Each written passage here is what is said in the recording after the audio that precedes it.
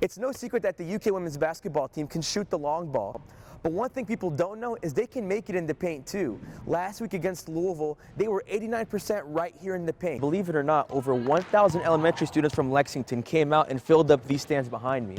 That's because today's game marked Winning Tools Education Day, and it's safe to say that these kids picked a good game to watch. In just a little under an hour, Kentucky basketball will be back as the Cats will tip off in the blue-white game here at Rupp Arena. The Georgia Tech Yellow Jackets tried to pull off a stinging upset against Kentucky on Saturday night, but Emmanuel Quickly and Ashton Higgins, they stung right back. The guard duo combined for 37 points for the Cats as they rolled over Georgia Tech 67-53. The Cats won, but they did so in dominating fashion. They won by 27 points, and that was due in part to 11 three-pointers from the team, including a career-high 5 of those coming from P.J. Washington. And that's a look into sports. I'm Mohammad Ahmad.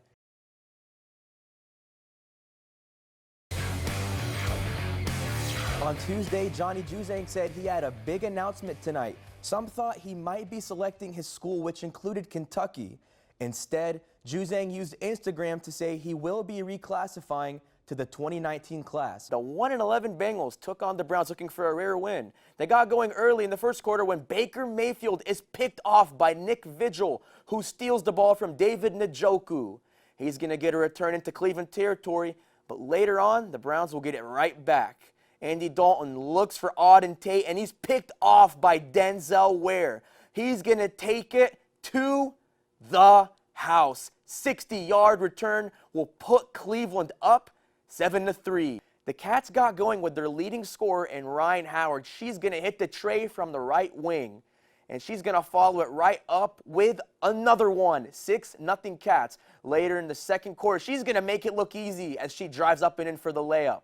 The sophomore guard had herself a day, scoring a career-high 30 points, as Kentucky cruises to yet another blowout victory with a 79-49 win. Eastern Kentucky softball played at Kentucky tonight, and the Colonels jumped on top in the first as Destiny Lismore gets all of this one for a 2-run homer. The Wildcats got the lead at 3-2 and had the bases loaded for Alex Martins in the second when she hammered this one to straightaway center field for a grand slam. And that's her 10th home run of the year as UK wins 10-2. For the 4th straight season, the Cats are going bowling. Last night, the Kentucky football team accepted an invitation to play in the Belk Bowl. They'll face off against the Virginia Tech Hokies in Charlotte on New Year's Eve. Kentucky bounced back from a 2-3 start on the year to finish the season 7-5, which is due in part to Lynn Bowden's success. The wide receiver turned quarterback dazzled fans and opponents with his legs this season. He rushed through several records books, finishing the year with 1,235 rushing yards and 11 touchdowns. Lakers forward Anthony Davis had one of the best games of his career. The newest addition to the Lakers dropped 50 points, just 9 short of his career high. He's only the 11th player in Lakers history to score over 50 points in a game.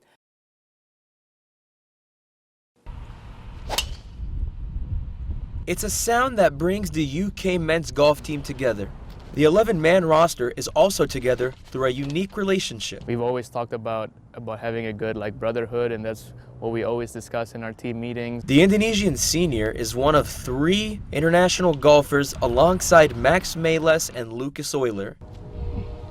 Mayles and Euler, both seniors, are German. All the other golfers, with one exception, are from Kentucky. But Mayles says those backgrounds naturally meshed. It was not like that the guys from Kentucky thought that people from the outside are coming in, kind of.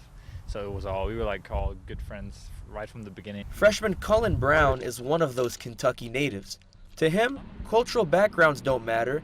The game is what brings everyone together. We're all here for one thing, we're here for golf, and it's been great to be able to rally around that and to join together in that spirit. Brown says that the setting has helped him grow beyond golf. I've gained a broader view of culture and society and how a lot of different aspects can play into different people's perception of social ideas and norms. The cultural differences didn't matter to Mayles either. In fact, he says it only made his team want to learn more. The guys were asking about certain details, about our home countries and the cultures, the religion, that kind of stuff. Satorso says he's appreciated the dynamic in his time at Kentucky. It's something that he says he doesn't regret. I think this was a very good fit for me in the end. Sabrina Haynes is ready to get back on the court after 2 years on the bench. I'm just so excited, and I'm just so grateful for my teammates and my coaches for being patient with me and just helping me through this process. Haynes sat out most of her junior year at Arizona State with an ACL knee injury. Then, she transferred to Kentucky last summer in search of new beginnings. She sat out all of last season because of NCAA transfer rules, but she's been taking advantage of the downtime. Well, most of us would be asleep around 5 in the morning or just getting ready to wake up. But if you're Sabrina Haynes, you're in the gym, getting ready and pushing yourself for the start of a new season. Last year she practiced with the practice guys, but she was here early. She stays late. I think she's ready. I'm not worried about her. Head coach Matthew Mitchell has also taken notice of her progress, and he says he's impressed. Offensively, great shooter, has one of the most beautiful shots on our team. It just looks great leaving her hands. She is very, very strong. Haynes wasn't alone, though.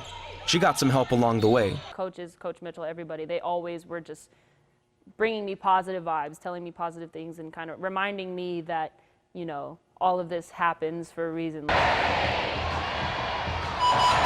Her trials and tribulations have certainly been challenging.